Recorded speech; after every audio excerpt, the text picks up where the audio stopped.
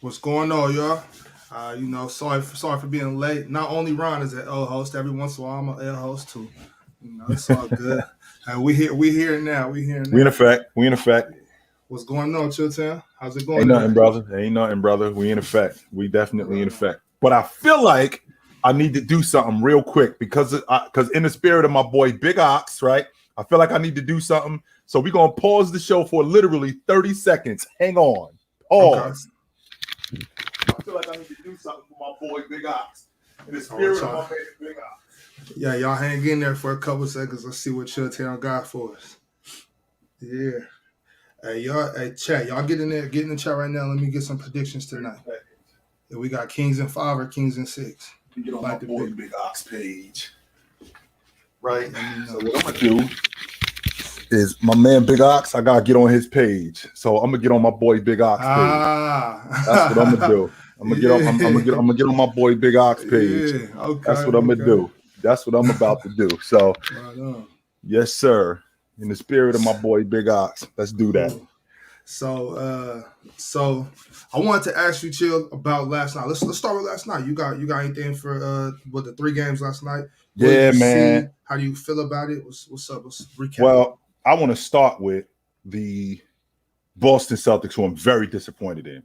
And when you're a championship caliber team, you don't really have a lot of time, Ox, to get into a 6-7 game series, especially early in the playoffs, right? Because you got to be as fresh as possible. And as the playoffs go on, you're going to see better teams, which means you're going to need all of your energy.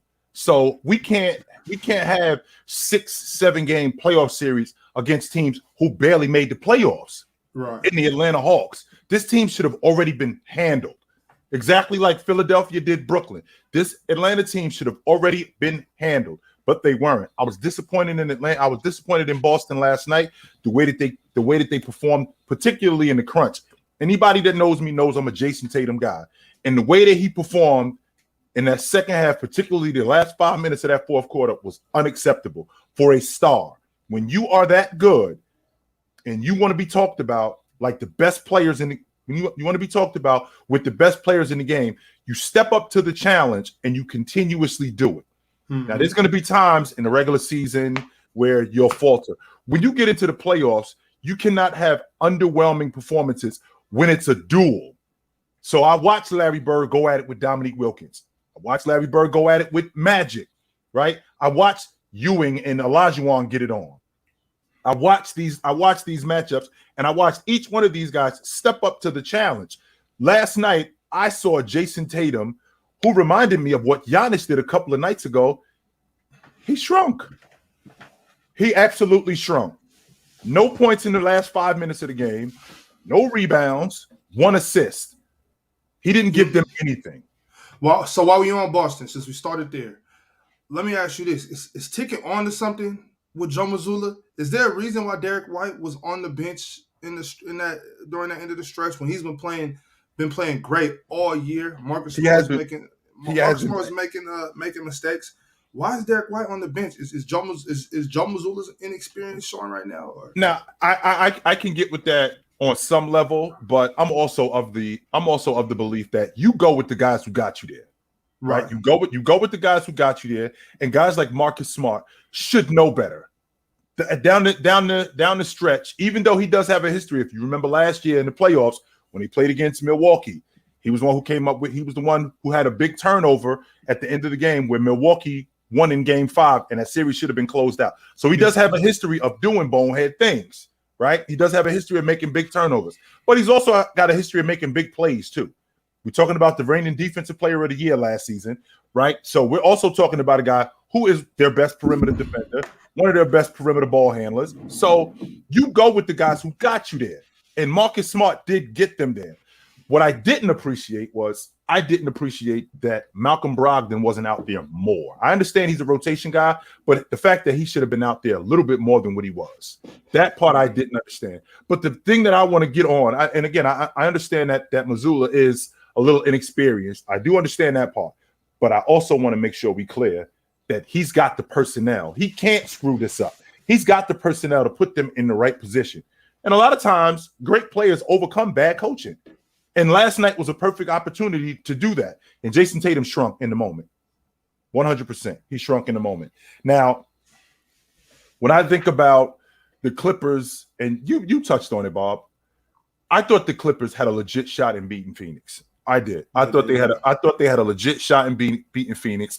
I just think that with Kevin Durant, I just thought that he might be too much.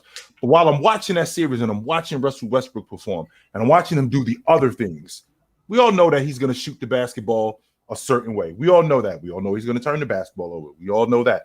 But the other things that he does brings so much to that Clipper unit.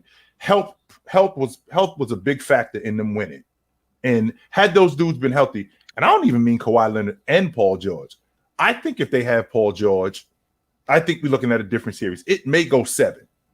And when it's that, everybody knows anything can happen in a game 7. Anything can happen in a game 7. I thought that their rotation players, I thought that they matched as much as they possibly could with the Phoenix Suns. I think Monty Williams survived because of what Brooks gave them. And the idea that Kevin Durant is being carried, I mean, that's ridiculous to even think that. I mean, I'm having a difficult time, Bob, with a dude averaging 27, 28 a game being carried. As good as Devin Booker was, and I'm not going to fight that. But Kevin Durant, I thought he did a good job in both playmaking, in terms of scoring, getting off the basketball, getting DeAndre Ayton involved on that pick and dive and that pick and pop. I thought he did a good job in doing that. Chris Paul silently played a good game. However, I think he's going to have a lot of trouble in the next series. And the reason why I feel like that is because the next team that we're going to talk about, which is the Denver Nuggets, who handled the Minnesota Timberwolves, that team, we're talking about a Minnesota Timberwolves team that just too little too late, Bob. I see Cat and what he brings to the table late in this series. Mm-hmm. Where was that throughout the rest of the series? Like we needed that. What we saw from you yesterday, we needed that the entire series. It would have been much more competitive had that been the case. And I don't think health was an issue. I don't think game planning was an issue. Cat's game is from the free throw line and in. What I mean when I say that, that's where he gets started. From the free throw line in. Once his game gets going, once he gets that mid-range going, his offense completely opens up. And then he can stretch the defense even more. He starts to shoot the long ball. He starts to get out in transition more. He starts rebounding more. Defensively, as a 4, he just looked lost. He just looked lost last night. Not just last night, just throughout the season. This team didn't really have enough time to build any continuity. He missed 50 games. But when I think about Cat, I think about a guy who's got all the tools. But I think that one thing, that essential thing that's missing with him is what Jimmy Butler has in the confidence. Jimmy Butler walks on the floor, Ox, like, yo, I'm the best player out here. It ain't one of y'all dudes out here that could deal with me. Not one of y'all. So that's the only round 2 matchup we got set right now is Suns Nuggets, right? That's correct. Yeah, that's for sure. Yeah. That's correct because nobody else has lost yet. Yeah. So are we getting ahead of ourselves, or can we get a quick prediction? I don't think we're getting ahead of ourselves because when I look at Phoenix and I look at Denver, number one, that altitude is going to be an issue. Altitude is going to be an issue because Phoenix plays fast. And if they try to slow the game down, that's to Denver's advantage because Denver is the kind of team that they'll make you defend in the half court. Joker's so good at picking apart defenses. That Denver team, they do a great job in off-ball screening, not just off-ball screening, split action. I believe that's the term that you guys use. We call it dribble handoffs, and we call it stuff like that. But split action, and Denver does a good job at making you guard in stretches. Now, with the Phoenix Suns, who kind of, I'm not going to say they're shorthanded, Bob, but their rotation isn't as deep as everybody else's. So I think that Monty Williams, he may have to dig deeper into his bench. You have guys who they don't play in certain series because maybe this series just doesn't fit their game or fit their criteria. But a guy like TJ Warren, I think he's going to be needed in this series, right? I think he's going to be needed in this series. I think Torrey Craig is going to be needed in this series. I think he's going to have to go 9-10 deep in this series. I still think that Denver, I think that they beat them. I think Joker is too much for their front line. I think Joker is too much for their front line. Book is going to have to do what he did against the Clippers. He's going to have to do something similar to that in order for them to beat Denver. Now, I look at Chris Paul and I look at who he's going to have to deal with offensively and defensively. So he's going to have to cover Murray. Now, Murray wasn't involved in that last series when they swept Denver, right? MPJ wasn't involved in that series neither. And they're going to put Is Chris Paul going to check Jamal? That's what he's going to have to do. He's going to have to check Jamal Murray. So with him dealing with Jamal Murray, right? With him dealing with Jamal Murray, he's going to have to play extensive minutes, right? Because Cam Payne, I don't know exactly what his story is. And with his injury, I think he played 3 minutes last night, 5 minutes last night. So there's no way he's ready to run. Right. So with that being said, Chris Paul is going to have to play heavy minutes. And with him playing heavy minutes, that's going to wear them down. That's what happened last year when they played against New Orleans. That's why that series went as long as it did, because Cam Payne didn't give them anything from a backup point guard standpoint. That's why Chris Paul had to play the amount of minutes that he had to play. Had he been available more to play, I mean, had Cam Payne played better in that series, Chris Paul wouldn't have had to play as much as he did. He would not have had to play as much as he did. So I think moving forward, I'm taking the Nuggets in 6, and I think it's going to be a really competitive series. Nuggets in 6, that's fair. Nuggets in 6, I can see that. Yeah. I don't think Suns have much of a fighting chance in this one, just based on the depth. You can't hide Chris Paul, so it's going to be a tough. And they're going to try to do that too, Big Ox. They're going to try they're going to try to hide him in this series, and it's not going to be successful. Because I think more than anything, Coach Malone is really good at recognizing matchups. Right? He's really good at recognizing matchups, and he will recognize if Monty Williams is trying to put Chris Paul in the short corner. He's trying to put Chris Paul on the wing. He'll recognize that, and he'll go after him. He will put Chris Paul in situations where we have pick and switch. He'll put Chris Paul in situations where we have double screen action. So he'll put Chris Paul in those situations where he will be hunted. So no, I think you're right. I don't think we can hide him in this series. No. Yeah. Well, I had my own plan on what we was gonna get to next, but as you know, the super chats run the show. Yep. So let me get to a couple of these right now. Winston Williams, OG, I'm a sad ass Minnesota Wolves fan. What do you think we can get for Cat and Rudy to build around? And respect to you, OG. I'm not. I can tell you what I'm not interested in. I'm not interested in moving off Rudy. Nah, I'm not interested in doing that, because I do think that you got your dirty work big man in Rudy. I think you got your rim protector in Rudy. I think that Cat is who he is. I don't think you're going to get any more. And because I don't think you're going to get any more, I think that you can possibly get – I think you can get at minimum – if Rudy went for 4 ones, you could get those picks back for Cat. I think you could get at least 3 ones for Cat. Depending on where you send him, I think you can get at least 3 ones for Cat. Anthony Edwards has shown – in this particular situation, he has shown that I am somebody that has flashes of brilliance. And when you're that young, that's all you want to see. You want to see a guy that, okay, we have something here. The one guy it's 2 guys that I bring up, Ox, and I don't mean that Anthony Edwards is in the same category with Jordan or LeBron James, but I call it an aha moment. What that is like in '86 when Jordan went for 63 against the Boston Celtics. Jerry Krause goes, aha, I got my franchise player. Let me go get this guy some ballers.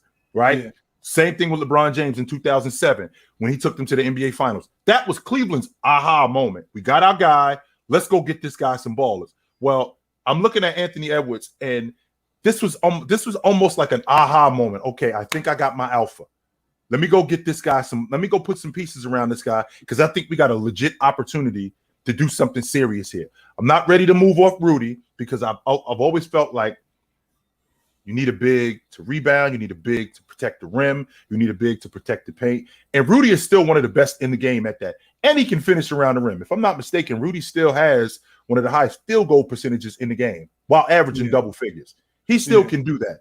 But I think that if you put the necessary pieces around Anthony Edwards, you could get that for Cat. I think so as well. Next super chat. From Justin DW. OG, you said I was crazy for saying Knicks in 5. If we finish the Cavs today and the Heat win, do you think I'm crazy if I say Knicks in 5 again? Love Jimmy, but Tibbs isn't letting him get 50. NY versus Boston. Is that a hot take or is that logical? Just like you said, Knicks in 5 isn't crazy. This series going 7 isn't crazy neither. Exactly like that. As much as I could see the Knicks ending this thing tonight, I could see this thing coming back to Madison Square Garden for Game 7 too. Because it's the Knicks. And the Knicks, just like the Clippers, will nick. That's just who they are. However, if they get past these dudes, if they get past Cleveland in 5, if they were to get past Cleveland in 5, and Miami gets past Milwaukee, which I don't think that series is over neither. But if they were to get past Milwaukee, the Knicks have done a really good job in handling Miami. Plus, Miami is undermanned. And because Miami is undermanned, I think Tibbs will attack that. Yeah. I think the Knicks have a better chance to get Miami because Miami, they just kind of punched Boston. They just kind of punched Milwaukee in the mouth so quick. Yeah, they did. Milwaukee, they're off balance. Yeah, they are. It's going to be hard for them to catch their balance and get back on track. The Knicks are already prepared. That's the fact. Absolutely, they are. No so doubt. Going a little deeper into that, though, real quick, Chill. Give me a percentage. What's the percent chance that you will give the Milwaukee Bucks coming back from 3-1? I give them a 50-50 shot. I don't think this series is over. Yeah, I give them a 50-50 shot. I think that tonight, I'm sorry, is it tonight? I think game five. Yeah, game 5 is tonight. I think tonight the Milwaukee Bucks come out with a fire lit under them, knowing that all the pressure is on them. All the pressure is on them. We lose, we out. It's that simple. And every game that they play is going to be like that. All the pressure is on them to win every game, because if we lose, we out. But when we get to, if they win tonight, we get to Miami on Friday, all the pressure is still on us, but it's just as much pressure on Miami. Because why? They do not want to come back to our building for Game 7. No, they don't. If they're going to beat us, they have to do it tonight. Because if they don't, and we end up getting these boys back in our building in Game 7, I love our chances. I love them. So as of right now, I give them a 50-50 shot. I do. I don't think this series is over. I don't. That's not crazy. Black Sunday. NBA wants a KD versus Curry Western Conference Finals. We do too, but I'm not, and I'm a conspiracy theorist, but I'm not of the belief that the NBA is going to control KD and Curry in the Western Conference Championship. I'm not under the belief that that's going to happen. No, but I would like to see it. It's going to be hard for Steph to be playing in the Western Conference Finals if he's on his way to Cabo in a couple of days. So. Yeah, this Sacramento series is not over. They still got their hands full with these dudes. Before we talk about the Golden State Warriors, who, as all you guys know, I had the Golden State Warriors as the team to beat in the West, but they got their hands full with this Sacramento team. So let's chill out on the Golden State Warriors in the West Finals. They got enough to deal with as it is. Big Ox gonna ask me to do his homework. Big Ox, I got my own homework right over here. I can't do your homework yet, B. I got my own homework I got to deal with. Right. My man, Alex Pickering. Call me crazy, but I think Mavs should have picked up Dwight from Taiwan as they need a rim protector. He wouldn't have helped because he's only part-time, Alex. They need a guy long-term. Dwight Howard is not the long-term solution in Dallas in terms of a big. If you go get Dwight Howard at what is Dwight, 36? You get him, that's a band-aid. You need a starting 5-man in Dallas. And Powell isn't it. We all know that Powell is not a starting 5-man on a playoff team. That's gonna that when I say a starting 5-man on a playoff team, I mean productive, because he didn't really give them much last year in the playoffs. Even with the offense that Luka was creating for him, he still didn't give them much. They need a legit 5-man that's going to be able to generate some offense and give them something at the 5. And Dwight Howard is a band-aid. That's all he is. Luka is 23 years old. Kyrie Irving is 30. So they're looking at these guys as a long-term solution. So if you're going to have these guys as a long-term solution, I can't have Dwight Howard put on the roster as a Band-Aid just to fix for right now. That's not going to help us. And even if Dwight Howard is on the crew, Big Ox, let's just say for the sake of argument, we go to the playoffs. You think we're getting back to the Western Conference Finals with Dwight Howard? No. I don't think so. There's definitely some teams that should have picked up Dwight. I don't think the Mavericks are one of them. I don't Fact. think Mavericks are one of them. Let me ask you this question. We just talked about the Bucks down 3-1. Mm-hmm. We see Atlanta's trying to make it a series with Boston. Mm-hmm. There was a lot of chatter that the ring was coming out the East. Mm-hmm. If Milwaukee and Boston go out game 1, what does that say for the West? Chill. That's what we need to know.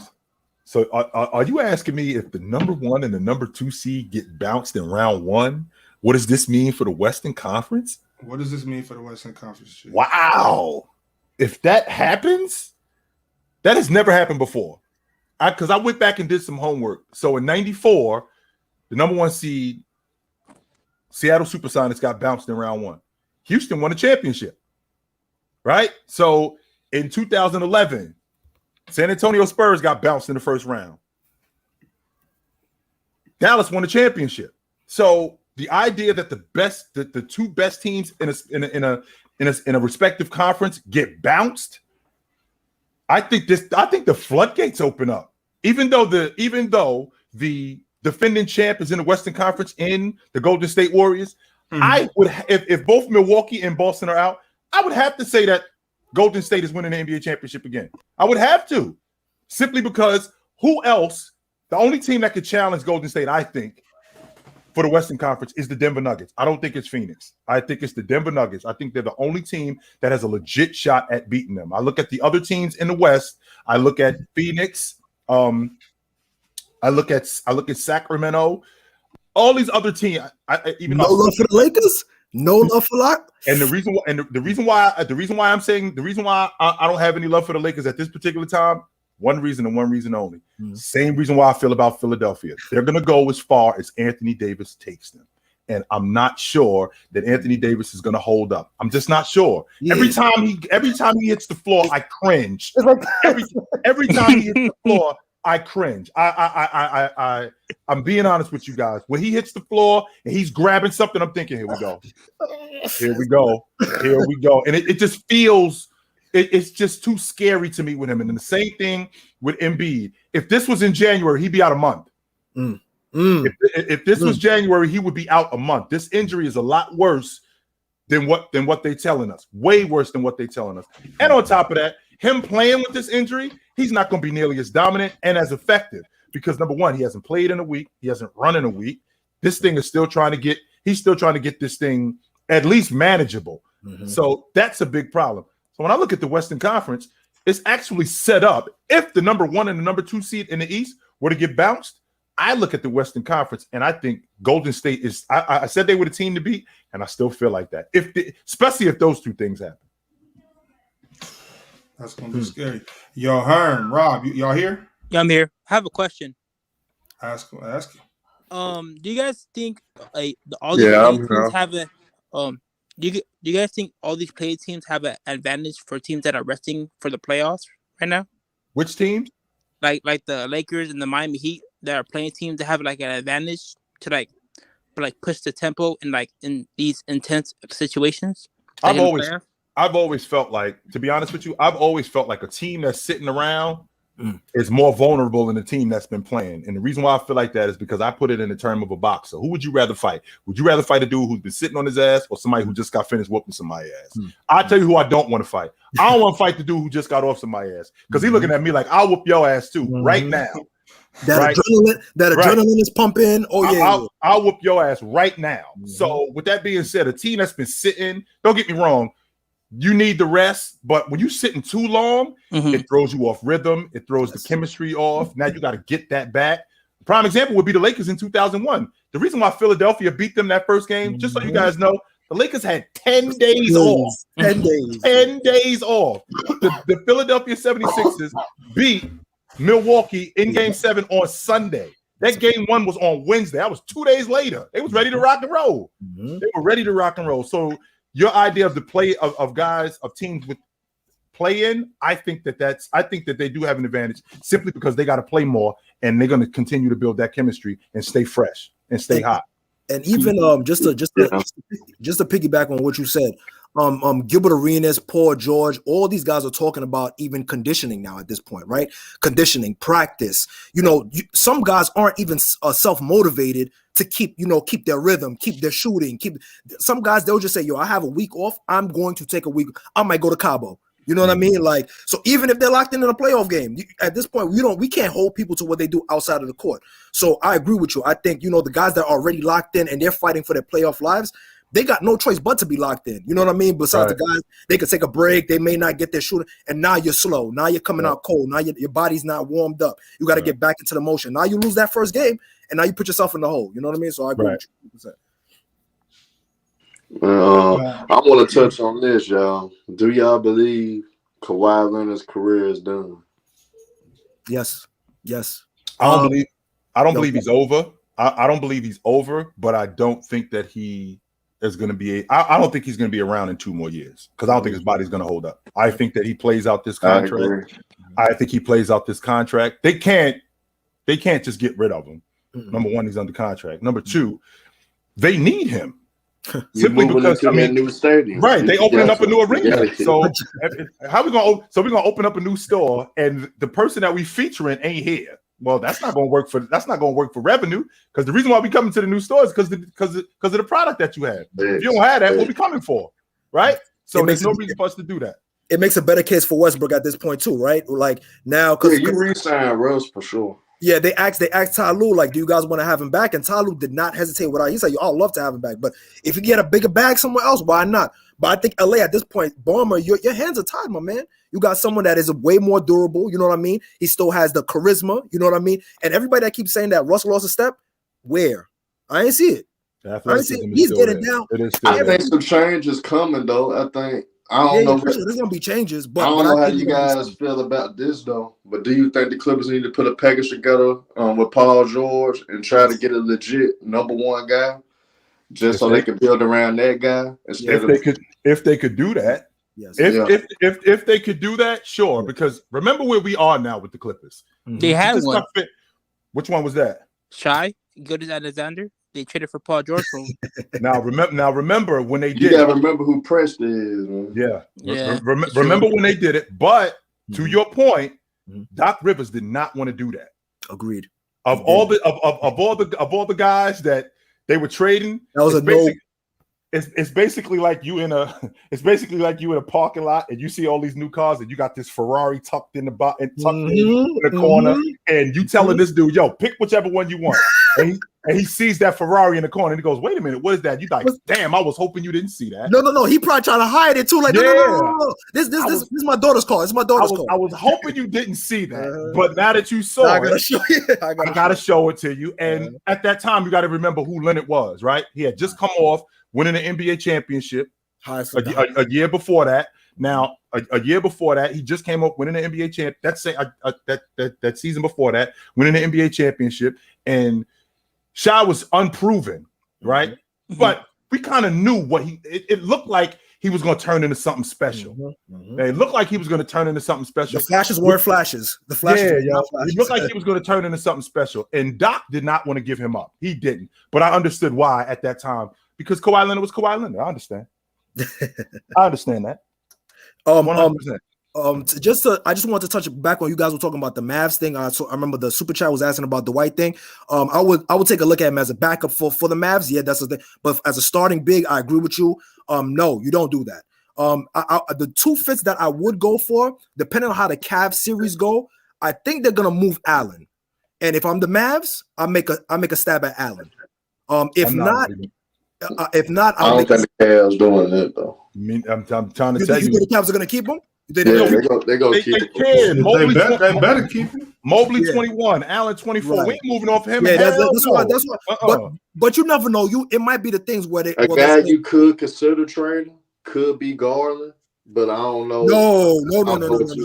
I was just saying if they was, you'll be able to get that wing that they lacking right now. But other than that, other than that, I don't see them being. I don't think you need to be honest with you, in Cleveland, I don't think you need a big time wing. I just think you need a guy that can knock down an open shot. Gary Trent Jr. is going to be. My fault. Go ahead. They need somebody like Grant to come over there. Grant for Portland. I think he'll fit perfect with them. Jeremy Grant. something like that. Sure, I don't think you. I think he might. I think he might be a little much though, because I don't think you need anybody that good. But if you could get him, sure. But I think that they just need somebody that can knock down an open shot, a D&3 guy that can take the pressure off Garland and Donovan Mitchell from time to time, that won't clog up the lane as much, but can also slash to the lane too and get buckets. I don't think you need anybody that's A level. If you could get Jeremy Grant, I'm cool with that, but I don't think you need anybody that good. But they definitely need to upgrade at that position. What about Gary Trent or Cam Johnson? How do you think that would fit on the Cavs? I think Gary Trent would fit perfect. Actually. Gary Trent and he hasn't been getting the minutes that he did in Toronto. On top of that, too, his contract is coming up, so you can get him for the low if anything. But I think he would be amazing. I think all those shots Okoro's missing. Oh, bye, Knicks. That would have been bye. That would have been Knicks. 6'6", he could defend a little bit. Gary Trent will fit good with Cleveland. Gary Trent. Who else did you say? Or Cameron Johnson. I love Cam Johnson. Man. Young dude. That would be the idea. But now you got another young guy that we can build around. Who, by the way, is on his rookie deal, so he comes cheap, right? He comes cheap, so we can get value for him right now. I love Cam Johnson with that group. That's a guy who can knock down open shots, stretch the D, defend, keep the defense honest, and he's tough too. And he would be an upgrade from Okoro, who I had high hopes for. He hasn't panned out. He has not. No. And it might be just the fact that he's a jump shot away, but I'm taking Jalen Williams over. I'm taking a lot of guys that was drafted. Don't talk to me about that jump shot logic. This is year 4 we in with him. That Jay should have improved by now. This ain't like this is year 1. Right? This ain't like year 1 or this is year 4 we in with Okoro. That jump shot should have improved. He is what he is, bro. It has not improved. I'm just about and I had high hopes for him because he gave me Sean Marion vibes when he showed up. I was like, yo, this is very athletic. I'm like, this is the kind of guy he could be. But the fact that he can't knock down open shots, ain't nobody asking you to make tough shots. I'm just asking you to make open shots. What? Oh my! That's it. I'm just asking you to make open shots. That's it. PG, I don't know if you heard the thing on PG's podcast where Danny Granger used to bark on him when he used to miss wide open shots. I think he was shooting like 27%, 28%. And he kept saying, yo, I'm open. And everybody kept saying to him, Paul, why do you think you're open, bro?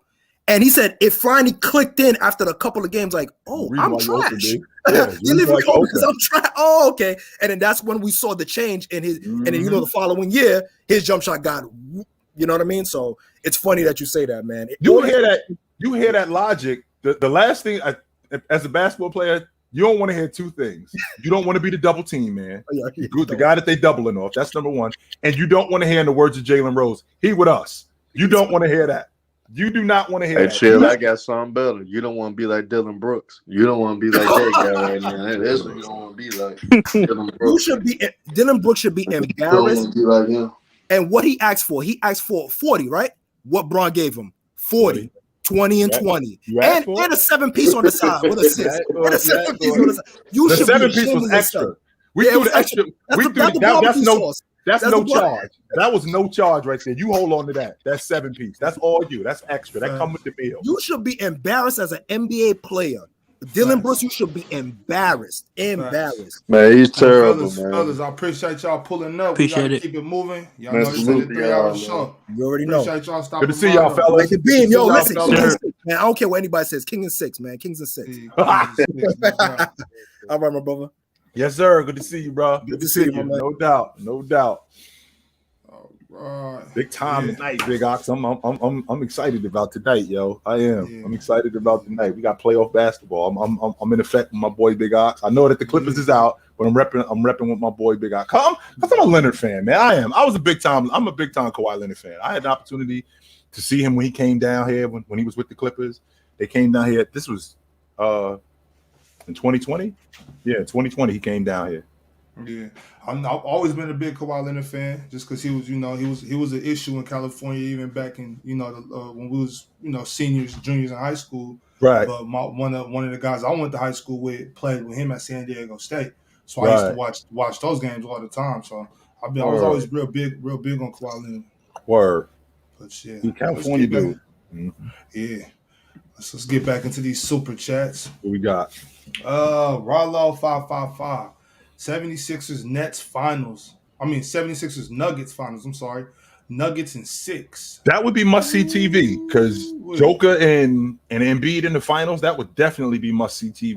I'm not sure that Embiid's going to hold up, though. That's the difference. I think Joker could hold up his end of the bargain. I don't think Embiid will, though. Yeah. Alex Pickering tapped back in. Trey saw the overrated poll. As MJ said, I took that personally. I must have. Yeah, he did. He did. Keys. Come this time next season, y'all will be talking about Markelle Fultz and my Magic, just like y'all talking about Fox and the Kings. Just watch. Now, I did a video on this.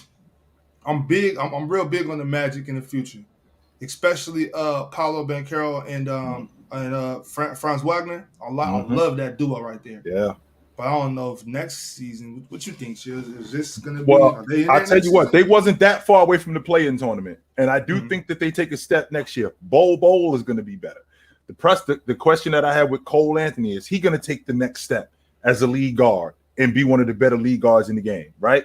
Because if you look at that unit in terms of talent, I mean, Markelle Fultz is one of the best rotation players, I think, because he tore up his knee, came back this year, has gotten healthy. I think next year he will be better. But I think about that Orlando team in the Eastern Conference is just so good, man. Yeah. So good that to have the Orlando Magic talking about them like we talk about the Sacramento Kings. So you're basically saying that the Orlando Magic could be a top 3 seed next year. That's putting a lot on it, fam. That's putting a lot on it. In the Eastern Conference, yeah, I got to see that. Yeah, that's wild. But I mean, we'll see. That's putting a lot on it. Winston Williams in Minnesota, OG, we are done with Kirk. Is that supposed to be Rudy? Maybe spell check, yeah. With Rudy and Cat in this state again. Respect to you and Big Ox. Oh man, I don't know if you can be done with Rudy after everything that you gave up for him. I think you got to figure that out. Plus, y'all in a situation in terms of money where you kind of stuck with this roster. You know, Mike Conley on the books for what he on the books for, and I don't think he's going to be able to get moved. You still owe like $94 million to I think Nas Reed, Rudy and Cat. I mean, Rudy's extension just kicked in last year, so he's not going anywhere. I don't think you guys are not of all the guys that you're not moving off of. You're not moving off Rudy, so you might as well get used to seeing him. Yeah, not yet at least. Yeah. Justin DW says Magic add Van Fleet, then I can see it. What is the allure with Van Fleet? I don't know. That's what I would like to know because he's dangerous, but I don't know. Yeah, he is, Ox. I'm not going to fight that part. I think he is. I think he's a dangerous not D&3 guy. As a point guard and as a facilitator, as a distributor, but I always looked at him as an elite backup, like Tyus Jones. That's how I looked at him. I have a difficult time with him being that elite point guard on a not even a championship caliber team, on a playoff team. Like we can go deep into the playoffs where Van Fleet is our lead guard. I'm not sure that we can do that. I'm just not sure. I'm not sure that we could go there.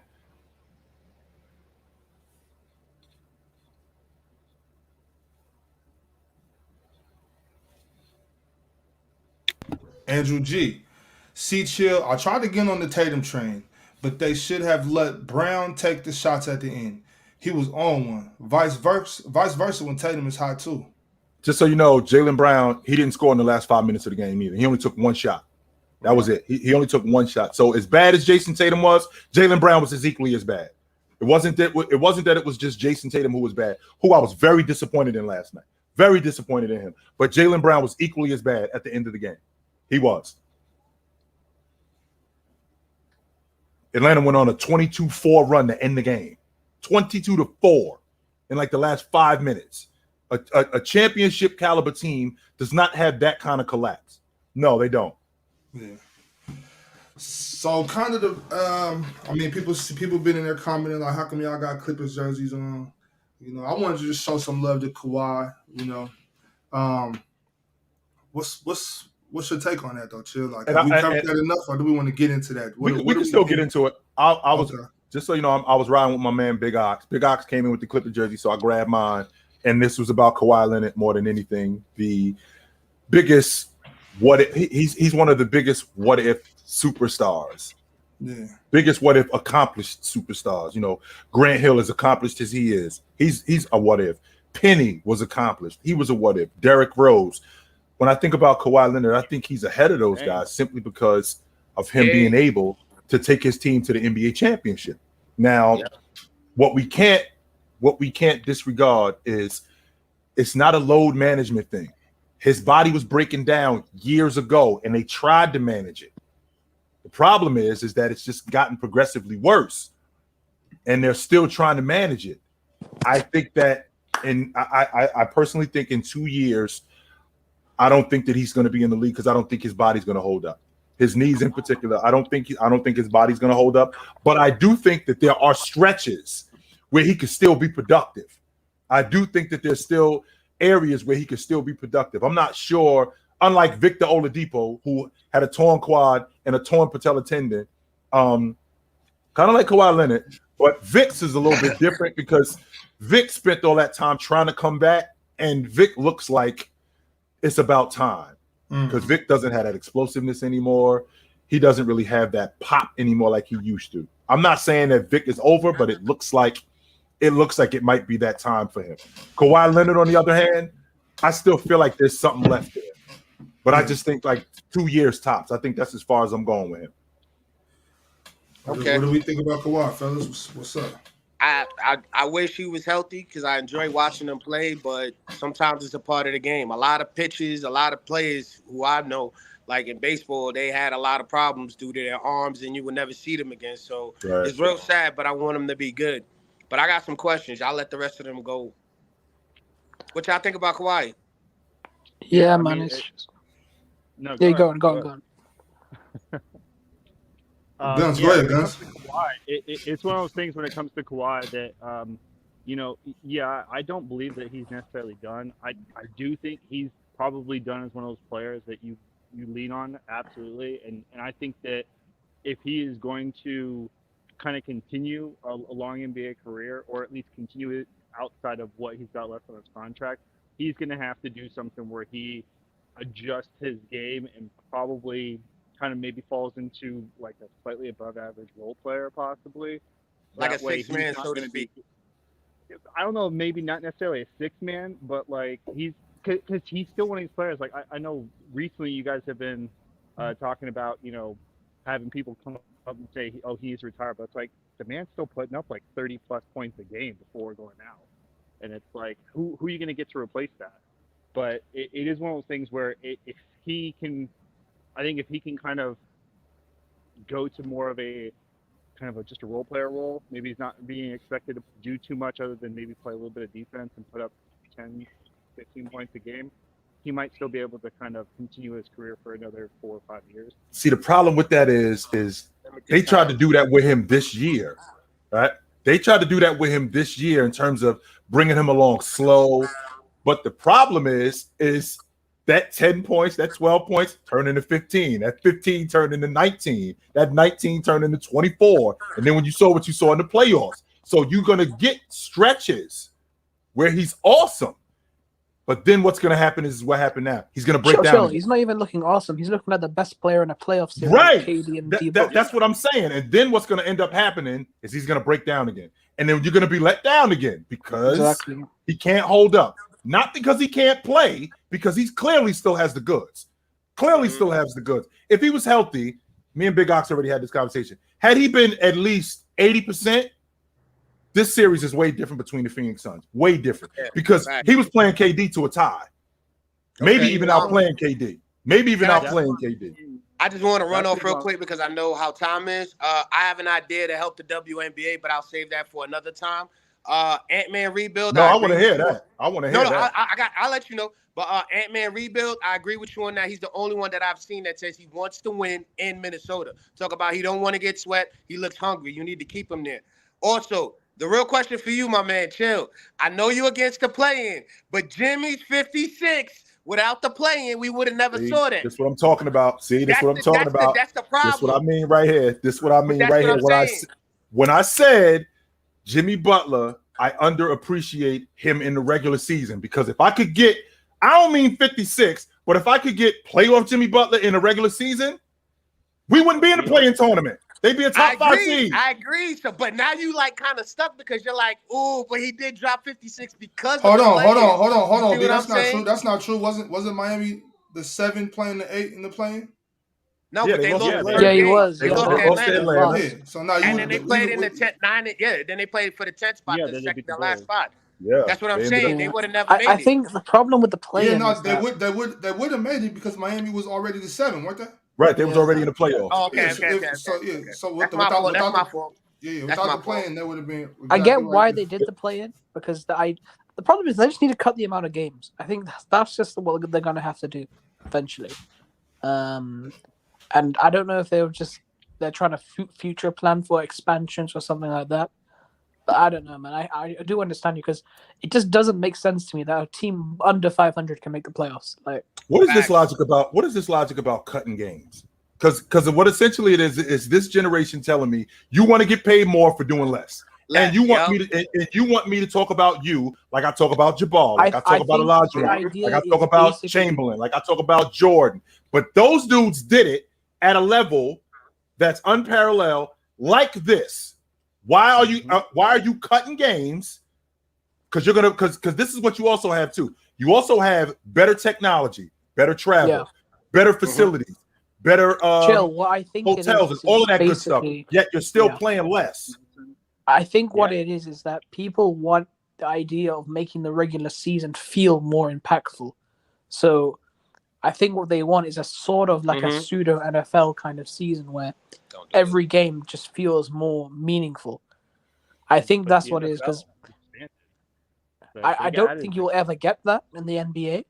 But I think the main theory is just to make the regular season a more meaningful and impactful part of the basketball experience, particularly. But I feel like but that's the thing though. I still feel like the regular season is impactful. I still feel like the regular. How many more games do you watch after the All-Star break? It's not like the playoffs. It's not like the playoffs. But that's it's not like the playoffs. It's not like the playoffs. It's not like the playoffs start a week after the All-Star break. The playoffs, we still got almost 2 months before the playoffs start, but we still get a lot of great games during the regular season. Like without the regular season, we don't have Anthony Davis going for 40 and 20 against Giannis. So we look at that later on in the regular season. What I think people will argue though is that almost always you'll see that middle part of the season where it's just there's like a little lull in the NBA. We just get that just where nothing really happens, and I think that's what turns off people from the regular season.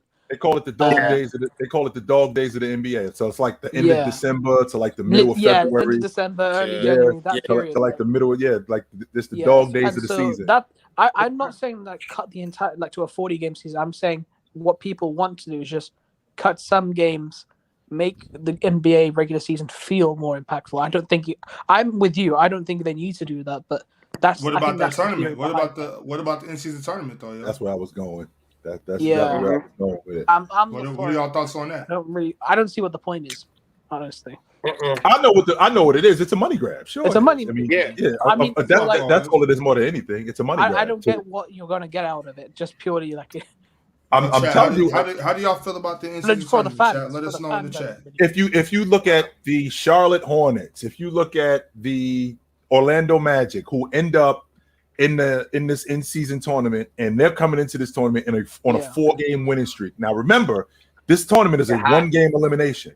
They end up getting hot and they end up winning this thing. Now all of a sudden there's a buzz in Orlando. Hey, is Orlando a legit playoff team? Can Orlando make a deep run in the playoffs? When in reality, we know for a fact that if Orlando was in the playoffs this season, we know that Orlando was getting served in round 1. But what about this, Chill? Every time they do these tournaments, what about if you get like a pick or like a draft capital from it? So let's say the play-in tournament, the winner of the play-in tournament gets a first-round pick in the next year's draft, or something like that. Pick? Yeah, in the next year's draft, not in the draft coming up the year after. Right. So think about Milwaukee winning the play-in tournament. You're gonna give them an extra number 1. Yeah. Next year. So it's not gonna immediately transfer. You don't know who's coming out next year, though. Next year could be like somebody who could be the guy. You know what I'm saying? So you don't want to risk that chances. I hear you. Also giving them an extra choice. That's more of an advantage than every other team. So that's kind of like cheap. Hey, real quick, can somebody Rigging the remind game me? doing that. How is the in-season tournament going to work? All teams play, or who's I all know. invited I to got this an idea in-season for that. tournament? I got an idea for that. Well, hold on. I'll hear your Yeah, idea. what is but the I want to actual know. I want rules to know right now? what is it really? The Does in- anybody know exactly the in-season tournament is exactly that. It's a one game. I believe it's a one game elimination, and it's the teams that aren't in the playoffs. I think. Okay. I believe it's the teams that aren't in the playoffs, and it's a one game elimination to see, because you can't. I don't think you're going to have all the teams in the play-in tournament. I think it's the teams that at that particular time that are out of the playoff picture, if I'm not mistaken. So- I don't know if I'm 100% correct on that, so don't quote me on that. Yeah, just to refer on the point I was making about the draft pick thing. I was saying teams who are stuck in the middle. Mm-hmm. So in like that play-in tournament or in the in-season tournament who are in the playoffs, if they win, they get a pick in the future first round. So it won't be a high first round pick probably, but it just gives them that capital to improve the team basically. Okay. That makes So you sense. help you help teams who are stuck in the middle to build out. Like basically. OKC and stuff like that, like lower market teams, you help build them up. Not even that, through like draft. Washington or Toronto or Chicago, those kind of teams. Okay. Stuck in the middle. Or even something like shaving off maybe like if they're Do an 80. over like the luxury tax or something like that. Because the whole thing with the pick though that I do worry about is the whole purpose of the reason why we even have the lottery pick is to try to help the lower teams, the bad teams, try to at least get the good players to try to move up. And if you start having that middle pack have to fight for the end of it, you're going to have some garbage teams that just stay garbage for the rest of their lives. I hear that. I definitely hear that. What if like that's the last pick of the first round? Yeah. Yeah. I love it. Yeah. Fellas, You want me to get my WNBA point off? I want to hear that. Oh, I do want to hear that. I I do do want to hear that. Go ahead. All right, so check this out real quick before I even give the idea. It needs to Shout be out WNBA. Love WNBA. PCWNBA. We need to have a PCWNBA. All women here do the same thing we do for men. But as far as the women WNBA, what I was going to say was, remember the NIT? We should do something like that. This is what the women do. Just like how we have the play-in tournament, we have the play-out tournament. We take the bottom three. We take 9, 10, and 11 from East and West. Let them all play in a one-game elimination. But this is how you market it. You have them marketed in colleges. Like all the good colleges, you let them play those games there. You allow the women athletes who play any sport come for free, show their ID, talk to the women behind the scenes, and the people who, and like as they're playing the tournaments, everybody gets to get involved. Now the winner gets $1 million purse. Everybody, the schools get the publications for the women's sports, the high school, the colleges, all those women get to talk to actual women athletes in the WNBA. It's sort of like a mentoring program. And if things go good, like I said, they have the big game on TV, like how they have NBA Network. We could throw on those games on there for them. While the playoffs are going on, put it on the NBA package. Now you got money and revenue, college students, everybody's more involved. And after like 3 years, what happens is now you're growing a reporter where even though it's not making a lot of money, you're going to get more women involved. Plus, on the back end, you also get people who are interns, NBA, people like that. Get them to come here, record the games. Now they fulfill the whole thing. I got it in detail, but I know we're pressed for time, but it's a whole system that it takes only 5 years, and it's not going to cost no more than $10 million. And it's really cool. They're going to the colleges, local colleges like UNLV. They bring back all those women basketball players, interview them. How was it when you were playing? Same thing like Women of Troy. My lady Cynthia Cooper got, oh man, that woman. Woo! She was bad. She was went to Houston, won 4 championships with Houston. But like I said, you could do it that way. Now they come back, they go ahead, get their interviews, they get to see the difference, see how it is playing overseas. Now the women are going to come up. Plus you get PC WNBA covering it. We're good. So I want to make sure I'm understanding you correctly. So I don't know, let's say Candace Parker. So her team is in the bottom 3 and they end up playing in the one game. So instead of playing in Chicago, they go to the University of Tennessee. Yeah. They go down. No. They go. Yeah. No, they go down to. They go down to the University of Tennessee and they go play there. And in the process of them playing at the University of Tennessee, now she gets to talk to all the women who are there that go to college there. They see what the WNBA is like. They get to interact with her. Plus, that also brings, even though the University of Tennessee is not playing, she's an alumni of the University of Tennessee. That brings all the people who remember her back to the arena. And that brings them back to the arena, and that's going to generate. Now, you want to do that league-wide. Now, the only pushback that I have on that is there's a reason why we have home floor advantage. The only pushback I have with that is that there's a reason why we have home floor advantage. So if I play for Chicago, you know, it's an advantage of us playing in our building as opposed to we got to go on the road now, as opposed to us playing in our own building. We got to go on the road. Now, if you want to talk about playing or getting other colleges involved or getting my alumni involved, that's something different. But I don't think that us going down to the University of Tennessee or the UConn or the Gonzaga, that's taken away from our advantage that we've generated all year, which is getting home floor advantage. We shouldn't have to go, but we don't though. Yeah. No, but I'm like I said, it's at the end. It's like I said, it's like the 9, 10, and 11 teams. It's only used purely for a skins tournament. So that way, like you go around. Like I said, some people who are in Chicago maybe like, you know, want to see that Candace Parker, even though she's in Tennessee. Like some people in Tennessee might like to see her, but they give them that opportunity to go ahead and play. That's why I said you get the colleges involved, because now the college stadium is getting the recognition it needs. You get the interns, you get everybody involved television-wise. You guys go ahead and market it. Now everybody starts to see and understand who these women are. Yeah, they didn't make the playoffs, but now you're getting more coverage of that sport. Now everybody's going to be like, wow, there's more women out there. Plus, you don't know who it is. But that's definitely a smooth idea, though. But I'll save it for another day. Yeah, we'll tap into that some more, y'all. Time pressure. Just real quick. Chill. I think I was on before. You asked me about the Bulls because I said that there's no shooting coaches or development staff there. It's just been confirmed. That's true. Casey Johnson, if you know that guy, he's confirmed it on the podcast. I'm mad you brought that back up. How's that even possible, yo? That's like being at a school and we don't got no math teachers. Who's the owner? Jerry Krause. Jerry Reinsdorf. I'm sorry, Jerry Reinsdorf, not Jerry Krause. Jerry Krause was the GM. Jerry Reinsdorf. Look at the White Sox, man. That should tell you everything you need to know. That's like being at a school and we ain't got no English teachers. Oh, that's what I'm saying. Go New York, go New York, go! Thank you for having me on, guys. Appreciate y'all. Be honest, fellas. All right, yo. What is that, Big Ox? That's like being in school, yo, and we don't have no English teacher. We don't have a math teacher. Yeah, that's ridiculous. I can't even imagine nothing like that. What the hell? How do you not have a shooting coach? You got a strength and conditioning coach. You got a head coach. You got an assistant coach. How do we not have a shooting coach? Man, I can't wrap my head around that. Is it because you play in the NBA, you should already know how to shoot? No. Nah. Let's dive back into some of these super chats. Let's get it on. You know, Rookie and Violet. My bad. I missed this first one. I did get both of them. I'm gonna read both of them real quick.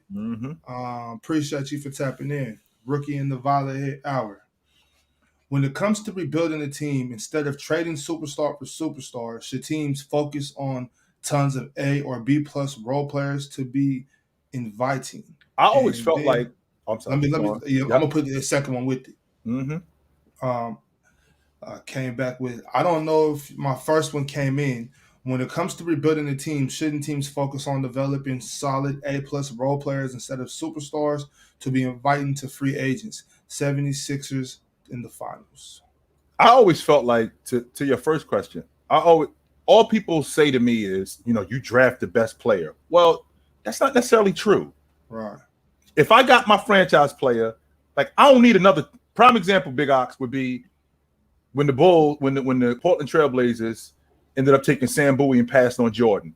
Well, everybody was like, yo, they should have took Jordan. But just so you guys know, we already had a two guard.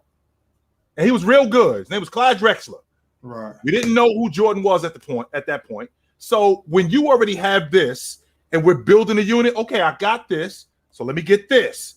I need a point guard. If I got Isaiah Thomas, I'm not drafting another point guard. I don't need to draft another point guard. I already got that. Even though the best point guard in the country is arguably I got the number 2 pick, and the best point guard in the country is available. I'm not drafting him because I don't need him. I already got a point guard.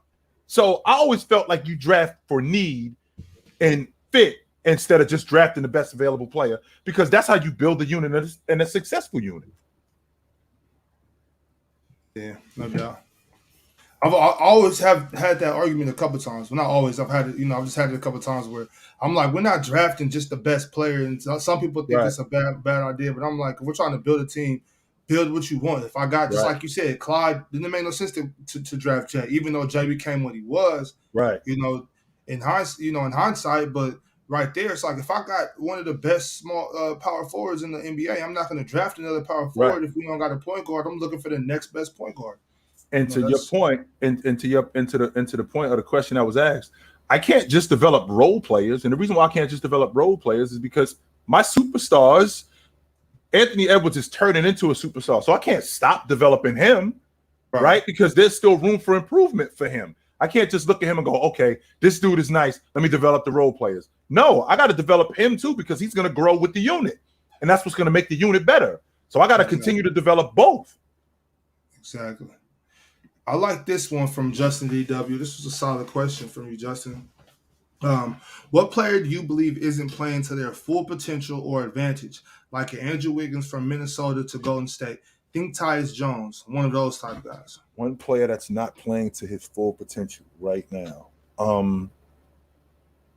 I think that there are a lot of guys. I think there are a lot of guys who are playing up to their potential, but then I think that there's more guys who they don't love the game. I think that they love what comes with it. I mentioned this earlier, but when I think about guys that aren't playing up to their potential, I think Cat is one of those guys that I think about more than anything. Cat should have been way better than what he is, man. Cat is the guy that I watch, and I'm looking at him saying, why isn't this dude first team All-NBA every year? Because everything that all of these guys have, he got it too in terms of a skill set. But the difference is this right here. That's the difference. Yeah. And I knew you were going to say Cat. He's the one guy that I think about. Gab's crazy with the Ben Simmons. Yeah, Ben Simmons too. Definitely Ben Simmons. Cam Reddish has been beat up a lot. He was in that same draft class with DeAndre Hunter. Is that correct? I think he was. I think he was Cam was Zion. All those I think he was in that same class with DeAndre Hunter, and he's been a lot better. DeAndre Hunter, he's looked really good. Mm-hmm. Omar Hanson, Paul George for Garland and LeVert. No. Are you saying no for Cleveland or no for the Clippers? I'm saying no for both because we don't need Garland because number one, they're gonna re-sign Russ. And I'd rather have Garland than Russ. Yeah, and with the Cavs, they're building something with this young group that they have. I don't want to blow that up for something right now. Paul George does not push you guys over the top in the Eastern Conference. No, he doesn't. And the reason why I say that is because he has proven that he can't stay healthy. So if you blow up this young unit for something right now, it's going to prove, and Paul George gets hurt, you as a general manager, you're getting fired. You're getting fired. You should be getting fired. Let's see. From Brian Green, the coaches need to be better when teams play. Don't let AD beat us defense. I see teams loading up on him when he's bad offensively. Well, you cannot not load up on him because Anthony Davis has that kind of game where at any point he can get going. He scores on the double team. He scores in transition. He can still knock down the mid-range. So you have to continuously put pressure on him defensively. Get the ball out of his hands. There's a reason why they double team him because he ain't that good in the double team. So if you stop doing that, and then he gets going, that makes you look really bad. That puts a lot of pressure on your defense. A lot. Hey, hold up. Before we start this, bro, I done donated way too much money to this page for y'all two to be wearing flipper jerseys. I will gladly go get y'all Kawhi. hey, I will gladly send y'all both Kawhi Raptors jerseys, but y'all got to get that flipper shit off, bro. Like that, nah. I'm not, nah. I put my foot down, bro. I can't have this. And I'm pretty sure D and Breeze is agreeing with me, bro. Y'all got to eat this one today, bro. I will gladly send y'all both Raptors jerseys. Y'all got to get those off, bro. We support Kawhi, man. We support Kawhi, but we ain't supporting the flippers, bro. No, we're not doing that. I can agree with that. We ain't supporting the flippers, bro. Hey, well, look, I brought y'all up for a specific reason. Obviously, you know what I'm saying? Y'all can get y'all takes off, ass chill, whatever y'all want to. But I brought y'all up here for a specific reason, though. So let's try to stay focused. You know what I'm saying? But like I said, up, man? What up, Chill? What up, Ox? What up, y'all? Breeze, Breezy? Breeze, What's Breeze going on, G, bro? what up? I want to go first. How hype I was last night on my stream when them damn Boston Celtics blew a 13-point lead in the fourth damn quarter against Ice Cold, Ice Chill, Ice Freeze. Leaf. I was watching the game. I was watching the game at my boy. What was that? My boy, one of his people house, right? We up on like the 6th floor. I almost jumped off the balcony. I couldn't believe it. I was going crazy. I never felt at any point, Leaf. I never felt like Boston was in control of that game. Wait, hold up, Bobby. I hit you up last night, bro. You said you was helping your son do homework. Hold on. Chill out, yo. Chill out. Hey, Leaf, chill out, yo. You wild right now. Hey. Nah, because he Leaf, you wild I sent him the invite because he told me this is the dude right now. This is the dude who going. You can't tell this dude nothing. You can't tell this dude nothing. You know why? Because when your chick call, right? When your chick call and say where you was at last night, you can't say that to Leaf because Leaf gonna blow up your spot. Leaf gonna straight blow your spot up. Don't worry about where he was at. Okay, focus, Leaf. I never felt like the Boston Celtics was in control of that game last night. Even though they was up 13 with 6 minutes on the clock. You should be in control of that game. Me neither. And I want to get a tight one for somebody that was co-signing for the Boston Celtics. Dub. I told you about them. I told you about them. Ticket TV told you about them. Everybody told you about the goddamn Boston Celtics. I told you they were gonna fold. Something. It's not just the coach. It's them players. They take too many damn jump shots. They don't attack enough. They don't put too much pressure on the rim. Where that at? Chill. This is ridiculous. It's not that they don't put enough pressure on the rim because they actually do. The problem is that the in between. They either at the long ball line or they at the rim. That's it. Ain't nothing in between. Ain't nothing in the mid post. Ain't nothing in the mid range. And you ain't making these dudes guard for stretches. You ain't doing none of that. All you doing is letting these dudes off the hook, shooting 22, 24 footers, or you at the rim in transition. So when you doing that, you ain't really putting a lot of pressure on the Atlanta Hawks. And I already said to Ox I already said to Ox earlier in this stream, you don't have time for a 6-7 game series with the Atlanta Hawks. This thing should be over already. They giving Joel Embiid rest, man. This thing should have already been over, yo. This thing should have already been over. Speaking of that, D. Reed, I was about to ask you, but I think Breezy might want to ask you. Breezy want to ask you that question about in the private chat.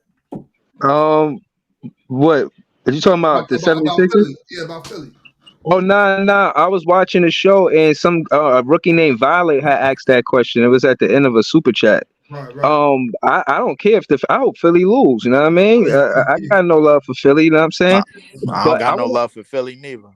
Yeah, I wanted to ask Ox and Chill a question because Sean Marks, and I'm not making this about Brooklyn, but Sean Marks, he get a lot of criticism for what he did and didn't do. He's been a GM for like 7 years. He got the Brooklyn Nets to the playoffs for 5 out of 7 or 6 out of 7.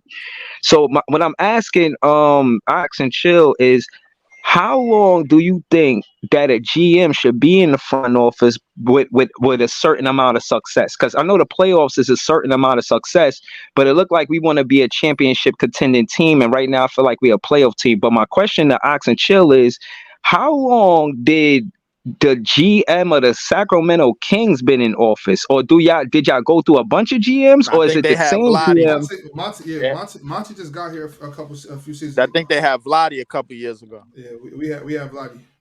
So what's the Chill? In your opinion, what's the window for a GM to get the team from out of the playoffs to in the playoffs to maybe being a championship contending team? For as long as we winning. So if we starting over, right? If we starting over and you get your franchise player and you build around that guy and these guys end up performing the way that they should, and you keep building on that, I don't let that GM go. Prime example would be Jerry Krause. Jerry Krause got to the Chicago Bulls in 1985, right? Word. And he built – Jordan wasn't his guy, just so you guys know. Right. Everybody else he built that unit around. Right. Everybody else, he was responsible for getting Scotty. He was responsible for Charles Oakley. He was responsible for B.J. Armstrong. He was responsible for Horace Grant. He was responsible for all these other dudes. Jordan was not his guy. That was Tony Kukoc, all of them. All of them dudes, right? So if this GM is building a unit right? If this GM is building a unit, also when you talk about the expectation, so what are we expecting here? So if you the Brooklyn Nets, if you get Kyrie Irving and you get Kevin Durant, we are expected to win the NBA championship at some point. So we got to continue to build around these dudes. And if you're not doing a good job at that, then what are we doing here? Why are you here? No. So what do you grade the Kings GM? Because since he got there, it looked like he's been doing a great job. Now I want to ask you and Ox that. I feel like the same thing with the Cleveland Cavaliers GM too. I think they've done a great job in building that unit. Same thing in Sacramento to trade for Sabonis, right? To get Sabonis over there, not just to trade for Sabonis, to get Keegan Murray in the draft, right? To get Keegan Murray in the draft, to hold on to Harrison Barnes the way they did, because you need a pro. You need a pro you need a vet in order to continue for your unit to get better, right? So I think the Sacramento Kings have done a great job. I told Big Ox this a long time ago. Vlade Divac passing on Luka Doncic because him and his father have a problem is a fireable offense. He should have been fired on the spot for that. Right on the spot. I ain't know that. I forgot about that. It wasn't 2 or 3 years later. It should have been on the spot. I forgot about that. This is business. This ain't personal, fam. This is business. All right. So chill. I'll say this, Breezy. Yeah. For Monty McNair, who's our GM, for him to, I like the GM got to make a move that a lot of people aren't feeling, because a lot of people were upset when we traded Tyrese Halliburton. You know what I'm saying? But I mean, I was one of those people. I wasn't sure. I ain't gonna lie to you, Big Ox. I wasn't sure about that. He did what he thought was right. I agreed with him at the time. Obviously, I've always been a big Domantas Sabonis guy. But I like him a lot. We'll see what else he can do. I know he's going to make some more moves this offseason, no matter what happens, whether we make it to the second round, Eastern, Western Conference, whatever. I know he's still got more up his sleeve. He's just waiting patiently. We got some money to blow. So. Right. And also, too, Big Ox, that's exactly what we just got finished talking about. Like I just told you, I wasn't sure about that move, but that was a move for need. Okay, we already got our lead guard in De'Aaron, so we don't need Halliburton. We need to get a big guy. Now, is Halliburton better than Sabonis? But he fits better with what we're doing, and it works. Right. So that's exactly what we just got finished talking about. With the Jordan and Drexler point you was making with Paulin? Yes. Yeah, I was listening. Yeah. Oh, yeah, that's definitely it. But fellas, though, I want y'all to take part in this stuff. I want to just real quick. I'm gonna go down to everybody. We'll start with you, Chill. To first game of the day, we got so there's 3 elimination games potentially. 3-3-1s. We'll start with the first one, Knicks Cavs. Can I get a prediction on tonight's game?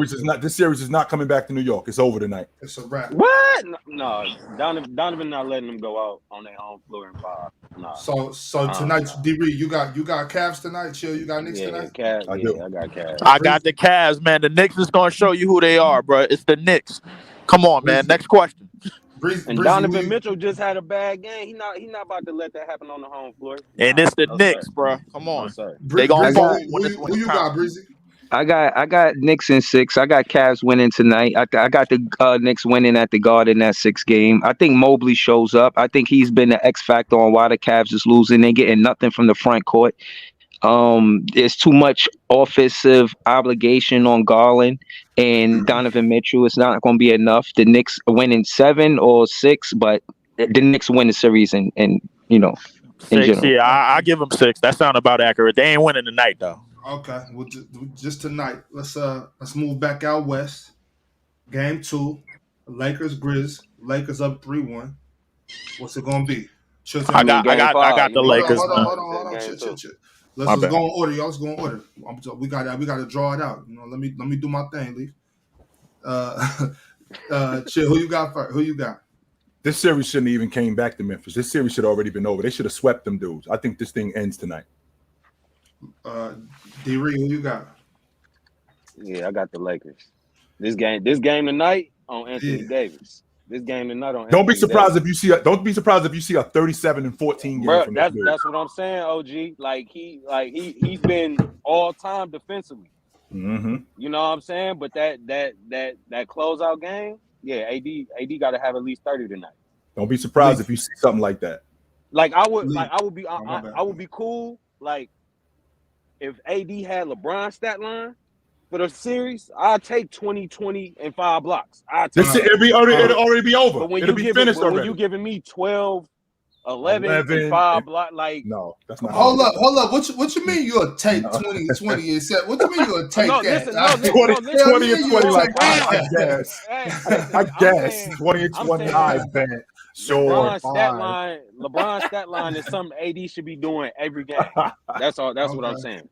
Leaf, how you feel about that? All of that. I told y'all I'm only here to talk basketball. I don't do business. I can't talk business on this page, so therefore Leaf I gotta pass. Wild. Leaf so goddamn wild, yo. I swear this dude's so wild. Why do we get involved with Leaf? Why? Why do we get involved with me, man? Because I'm the spirit of the goddamn show. That's why. Why do we get involved with Leaf? Keep it 100, Leaf. The Lakers play Memphis tonight. Leaf, the Lakers play Memphis tonight. I don't get involved in business. I'm only here to talk basketball. I told you that before. Hey, real quick, Leaf. Hey, J-Rod, I know you pulled up. I know you had to ask Chill something, but if you pulled up right now, you got to take part in these predictions. I will take part in whatever you want because I'm already disgusted. Chill. I'm not gonna lie. I'm really chill. I have big. Oh my god. Hold on. Hey, be patient. Oh my god. Hey, J-Rob, I told them personally. I send them Raptors jerseys, bro, like by mail. They got to get that flipping shit off, bro. Like Leaf is killing me right now. Leaf is killing me. I'm riding with my boy Big. That's the only reason why I'm riding with my boy Big Ox. It's killing me right now, Leaf. That's why I'm doing it. All right, so J-Rob, they killing us with this, bro. Like game 5 tonight. Lakers Grizz. Do the Lakers close it out or the Grizz get one? Send them home. Send them boys Gritty and back to Memphis. It's over. It's over. Send them boys Gritty and back to Memphis. Gritty and back to Memphis. It's over. Get that Gritty going. Go ahead. Yeah, get the Gritty going. Start grittying because it's over. Hey, it's over because you got to gritty them boys out of it. I think honestly, I think the greatest thing about this series has been, as a man, you got to stand on what you stand on. You're not going to fold under no pressure. J-Rob, stop dragging this. Come on, man. Hold on. You put expectations on yourself and you fold under the pressure like Dylan Brooks has shown you. Defensive stopper that's never made an all-NBA defensive team. Not one time. One of the worst players in the playoffs currently right now. Who called him a defensive stopper? 6 for 27 on the long ball. That's what it's supposed the media called him a defensive stopper. His team called him a defensive stopper. To not have the courage of your conviction, to not speak to media. Oh yeah, that sucks. But you poke bears. It's embarrassing. And honestly, LeBron took that man's heart, took that team heart in the crypto. Their souls was taken out of that arena. Yeah. And it don't matter what's going to happen in Memphis. It's going to be a parade inside LA City because capital S, capital U, capital C, capital C. Can we get to the next game, please? Sucker. We getting there right now. Great sucker for that. Third game of the night. I got LA. Hell yeah. Sucker. Oh my bad, Brizzy. My bad, Brizzy. I thought I got you. You got. Nah. It's all but I ain't got no ifs, ands, and buts about it. I got LA. Yeah. Okay, so we'll move on to game 3 then. That's headed back east. Are we playing in Milwaukee or are we playing in Miami tonight? They're in Milwaukee tonight. Game 5 in Milwaukee tonight. Yeah. Okay, so is Jimmy gonna close it out, or are we? What's up? I'll see you Friday. I'll see you Friday in South Beach. I think Jimmy gassed. I think that took. Yeah. Should they rest Jimmy? Should they load manage Jimmy tonight? Nah, hell no. But Bam, if they gonna win this game, go for that. Bam gotta show me something. Just because you wearing that jersey, don't mean you got to bring up load management. Come on now, stop this. I'll see you Friday. I'll see you Friday in South Beach. If you guys remember history, Jimmy Butler, when he has a game like what he has, I think he might have emptied it. That's all I'm going to say about that. Actually, Big Ox, I'm going to be honest. I think the best bet, I know it is, people might say it's Bush League. It ain't in Jimmy's character. But what you just said might be the key. Sit him a game. J-Rob, stop this. You got to come back to Miami. J-Rob. Jimmy not built like, I feel what you're saying, J-Rob. Jimmy ain't built like that, though. He is Jimmy, not. he's not going to go for it. No, he's not going to go That's for not it. that's not his He's not mentality, going J. to Rob. No, it's not. It's not his mentality. He's not going to happen. If they tip the ball up and Giannis and them get out early and they get out, let's say 22-6 or something crazy like that. If Eric's supposed to pull Jimmy out the game, it don't matter what Jimmy Brothers cut like. You're going to sit down, and what you going to do? You might have a fight on the sideline. Yeah, you might have, I ain't gonna lie, it's going to be a scuffle on that sideline. Udonis says going to grab Jimmy and say, sit your ass down. The problem is, y'all think Jimmy is sweet, bro. He going to throw hands with anybody on that sideline. Ain't nothing sweet about Jimmy. I didn't say that. Nobody think Jimmy is sweet. Who think Jimmy's sweet? Nobody thinks that. Nobody here think Jimmy is sweet. Nobody. D-Reed and Chill. D-Reed and Chill. Y'all got Milwaukee tonight. We'll see South Beach on Friday. Everybody got Milwaukee tonight. Yeah, I got Milwaukee, but I don't know about my pick, but I'm gonna stay on Milwaukee though. But for real, bro. So now let's get to the nitty gritty. The game of the game of the decade.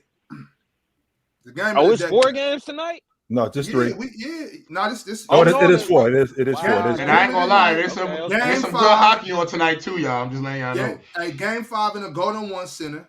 We got the Kings and Warriors tied up 2-2. Who takes game 5? Chitchat.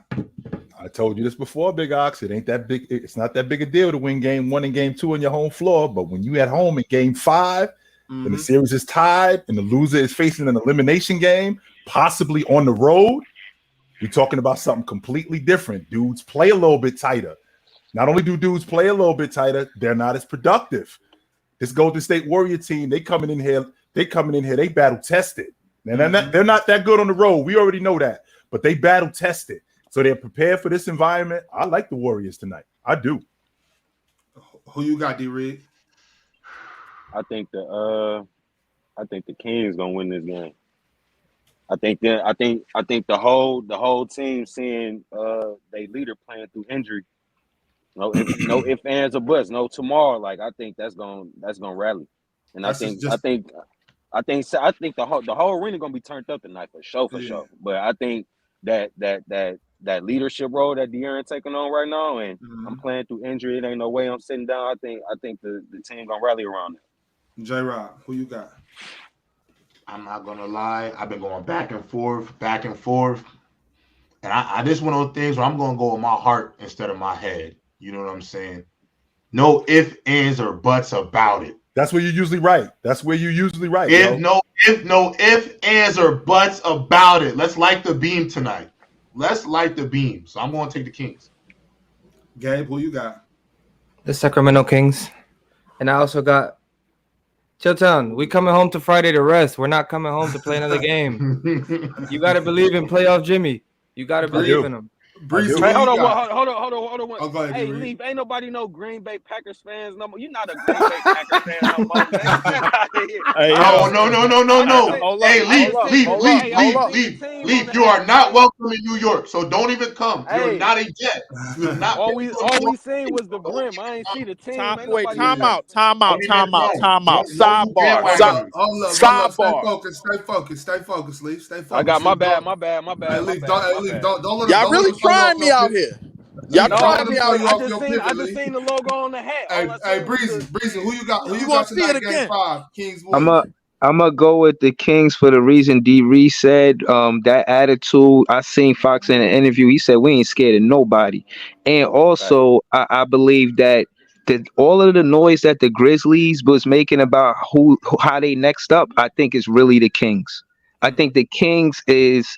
And to my third point is Mike Brown know they stuff a little something.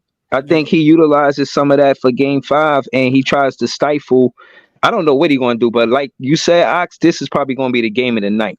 But I'm rolling with the Kings tonight. Okay. Leaf, who you got? Like the goddamn beam, man. Get these damn 2010, get Curry, get all of them out of here, bro. Because y'all supposed to be up 3-1. I'm kind of tight. Bobby, don't sell me tonight, bro. I swear to God, bro. Don't sell me. Do not. Get them out of here, bro. I don't want to hear from no Golden State Warriors or no Curry minions ever again. Get them out of here. Leaf, as you know, you and D-Reed, I know y'all know, we're gonna be streaming tonight after Fluent and Chill, of course. You know what I'm saying? We're not going live until they wrap it up. But once they I had done, very we few going people live, come so to y'all my more stream, than but it's all welcome. good. But I'm definitely gonna be in yours. Light the goddamn beam. Everybody in the chat. Hey, Get them out of here, man. Hey, Breezy, D. Reed, Leaf, I appreciate y'all stopping by. Yo, get rid of them J-Rock, jerseys. I ain't gonna tell y'all to go one got time, bro. I will buy y'all personally I'll be in Raptors the chat. jerseys, bro. I never want to see those jerseys ever again. And I'm pretty sure J-Rob agree with me.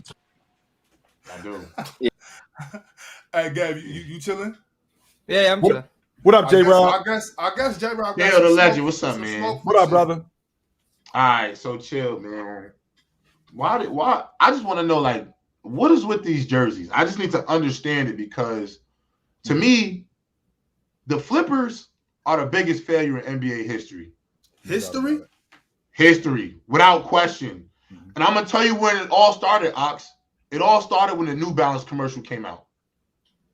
It all started when the new guy came to LA with the crown dangling from the New Balance, with all these expectations of a ring.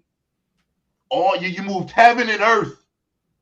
Let go of SGA to bring in Paul George. Which Doc didn't want to do, by the way. He did not want to do that. Did not want to do. And in fact, I think we all agree, can all agree here. History's kind of crazy. Though. SGA, they probably wish they would have kept SGA with all that damn draft capital. Yeah. Probably. So I just don't feel like Che, you got so much. I got so much respect for you. I agree with a lot of what you say, except for the Kobe thing. Right. The Kobe thing is the only one. Right. I just feel like you can't get behind Ox with this like justification, man. I can't put it. It's the worst failure in the history of the game, and I put it over Brooklyn. I put it over Brooklyn. I think Clippers was the worst one. I might be able to get behind that, but this is my man right here. So I had to ride with my dude today. I had to ride with my dude today, and this is in support of Kawhi Leonard, who is still a dog. Even though he's breaking down, he's still a dog. No doubt about that. So I'm not. I think it is too. I'm not gonna fight. We just got finished year 4, right? We just got finished year 4. We've seen everything. I don't think that there's any more that you're gonna look. Anything else you're looking for, forget it, right? But my man Big Ox, he came in with the Clipper jersey, so I was like, yo, I'm riding with my dude. That's all it was. My question is, y'all couldn't have. That's all it was. Kawhi's played with 3 teams. Why y'all gotta get the Clippers one? Why the Clippers? And so, Chill. My last question to you is, I have to ask, I'm a born Knicks fan, been my whole life. I feel it. Maybe it's what, it's biased. God, oh my maybe it's biased. But I'm not gonna lie. You shouldn't be.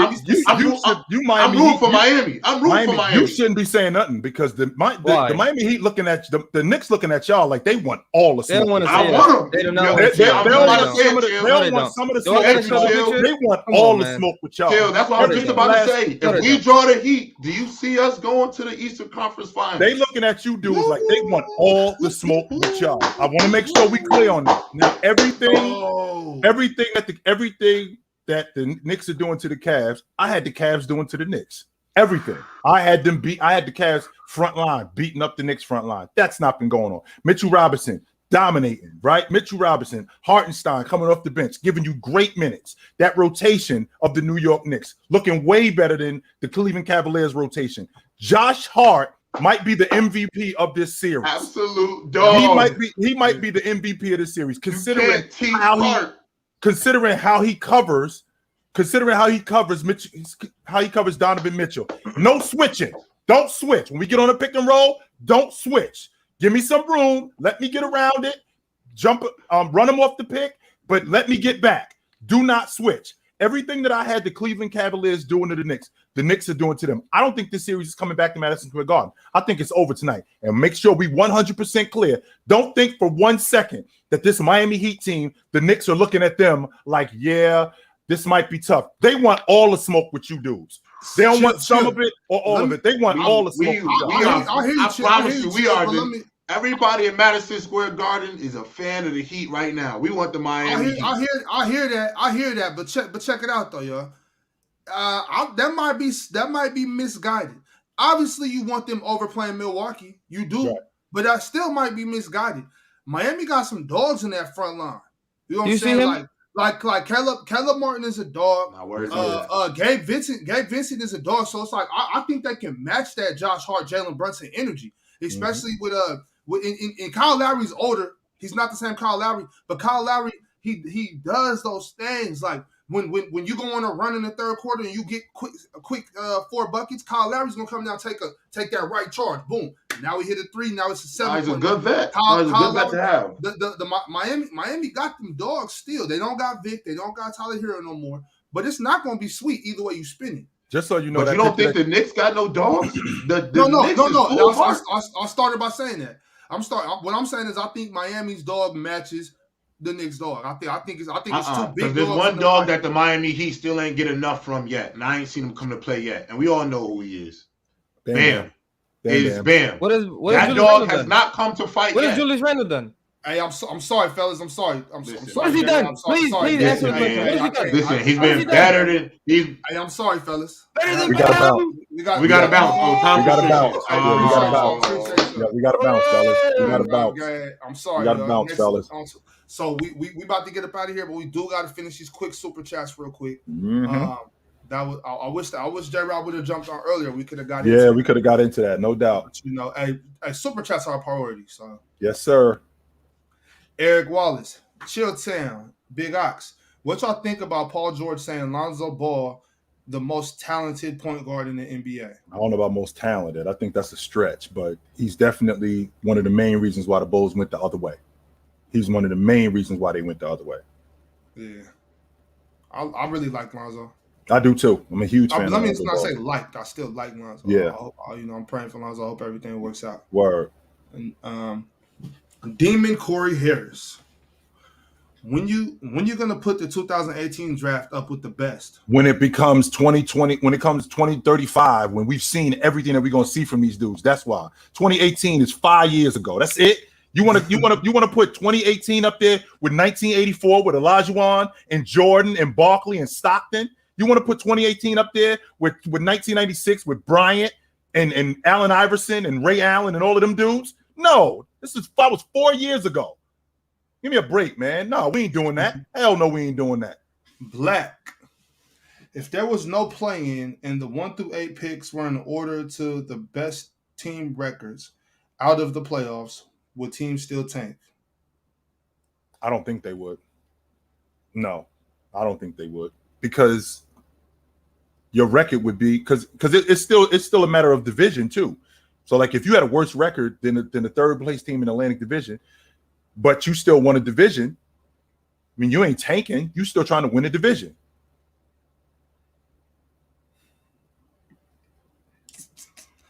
The tanking, we got to get rid of that. Got to get rid of the tank some way, somehow. Harp 12. What are your opinions on 60-win teams this year? Is the NBA getting deeper in talent, or do teams not go as hard during the regular season? I think it's the latter. Teams don't go as hard as in the regular season. I think Big Ox, we were a week before the season was over. It was only one 50-win team in the Western Conference. I can't remember the last time that happened. Yeah, that was crazy. I think that happened like once in the last 10 years, maybe once. Brian Green. The Laker coaches need to do a better job when teams double AD. He's not being coached well enough, and the teammates aren't freeing themselves up. Well, the problem that we also having is that there's a lot of stagnation on the perimeter. No action. Right. If he gets the basketball, the double comes, ain't no action on the perimeter. None. Right. That's a good point, Chill. I've been talking about that. Like everybody's saying, "Oh, AD's he's bad passing out the double." Could it be nobody's cutting for him? No action. Nobody's moving to open spaces. No action. I do remember, and that's what we were talking about earlier on the panel, where it just comes to understanding basketball. I remember being in like 8th grade, 9th grade, and my mom would tell me like, "Yo, it's an open spot on the floor. Flash to the open spot," and I'm like, "What are you talking about?" As I got older, I'm like, I looked and I started seeing like, that's a wide open right there. Mm-hmm. It's certain things people got to move it out the ball. People can't just expect who's AD gonna pass the ball to if nobody's moving. Nobody. I don't know. I just don't like people blaming the coaches for everything that's going wrong. Brian Green, should the Lakers play Lonnie Walker when Beasley is cold? Even when he hot, Lonnie Walker should still be getting run. Because when the game speeds up, you need a transition player like Lonnie Walker on the floor. Because I think that he could do what Troy Brown do. Yeah, I think Lonnie's better than Troy. Vamp. Chill doing the 3-peat today. The panel, chill with chill, and flowing with chill. Respect Big Ox and OG. Hey man, we do what we do around here. That's what we. I told you we here for y'all. That's what we here for. We here for y'all. Doubt. That's the gauntlet. I had to do that. Last Wednesday was treacherous. Mm-hmm. It was a rough one for me. I did 5 shows last Wednesday. Mm-hmm. Do you think Jello would have worked out in the NBA if he ain't getting in trouble at UCLA? I don't think so. To be honest with you, I mean, you still got to be able to play. And he hasn't really shown that he could play at that level. It just wasn't for him. I don't think. Right. Ball out Rick. Do y'all think Steph got better defensively, and do y'all think Draymond deserves more DPO wise? Love the stream. I don't know if he did. I do think that Curry got better defensively. I think he could have been even better playing with a defensive player of the year like Draymond. But in terms of those DPO wise, I don't know if Draymond deserves more of them. I'm not sure if he deserves more of them. I do think that he was the catalyst on a lot of those. He was the catalyst on a lot of those Warriors teams. But I mean, when you think about what Rudy did for Utah, you think about what Kawhi Leonard did for the Clippers. I mean, we're talking about a unit when Rudy was off the floor. They were, I think, 27th in the league in defense with Rudy off the floor. That's a big deal. That's a big drop-off. Tayeb Hassan. Who would win a series between Miami and New York's? I think the Knicks beat them. I do think that the Knicks beat them. If that were to be a series, I think that the Knicks would handle Miami. Yeah. Well, chat, we appreciate y'all for tapping in. Appreciate y'all coming. Oh, we got one more. Hold on. That we're gonna let us go. Hold on. We got one more. Hold on. Big Herb. Mm-hmm. If Joel doesn't put himself in better positions when posting up, especially when the double comes, the Sixers will struggle. Absolutely, they will. How about we get Joel Embiid off the 3-point line when he's getting doubled? How about we get some more spacing, like put him on a box where there's more area to cover? How about that for an idea? Basketball is just so different now. I don't know. It is. No doubt about that. It is. It's still great. I love watching it. You know, I would be tapped into all 4 games. I can't wait. Y'all make sure to tap in. Fluent and Chill coming up in 2 hours. Got a different day today. Y'all make sure y'all get there for that. Appreciate y'all for stopping by. Don't drink and drive. Love yourself. Take it light, but take it. Whew.